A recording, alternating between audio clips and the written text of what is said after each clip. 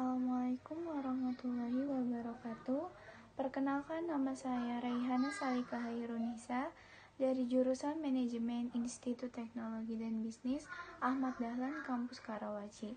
Tujuan saya membuat video ini adalah untuk memenuhi tugas akhir ujian semester genap mata kuliah Akidah dan Akhlak. Keutamaan dalam syahadat. Untuk dapat menguatkan dasar tauhid dan akidah pada diri seseorang, dapat dilakukan dengan cara memahami makna, konsekuensi, dan pembatalan dari kalimat syahadat dengan baik dan benar. Untuk itulah syahadat menjadi rukun iman yang pertama.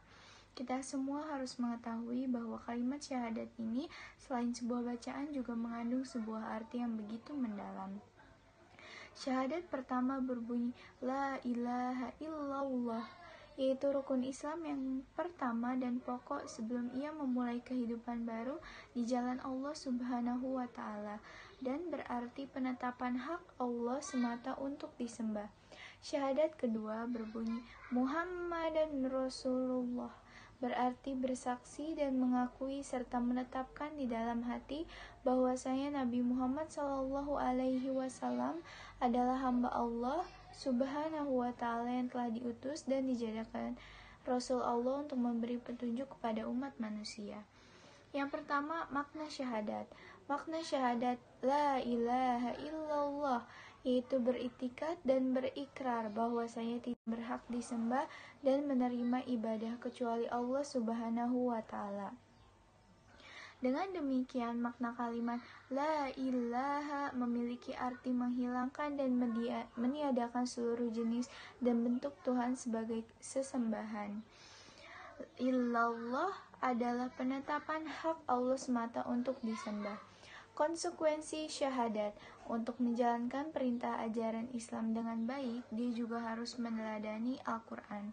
Dengan demikian, kewajibannya sebagai seorang muslim dengan syahadatnya, maka dia wajib melaksanakan semua ketentuan dan perintah yang ada dalam ajaran Islam dan memenuhi segala larangan-larangan yang ada di dalamnya. Sebagai hamba yang telah diutus menjadi Rasul untuk memberi petunjuk kepada umat manusia, syahadat yang kita yakini, ucapkan, dan amalkan memiliki konsekuensi, yaitu syarat dari diterimanya amal. Oleh karena itu, harus benar-benar kita perhatikan dan pelajari, dan bukan hanya sekedar diucapkan saja mendatangkan cinta hanya semata-mata untuk Allah Subhanahu wa Ta'ala, melebihi cinta kepada selainnya.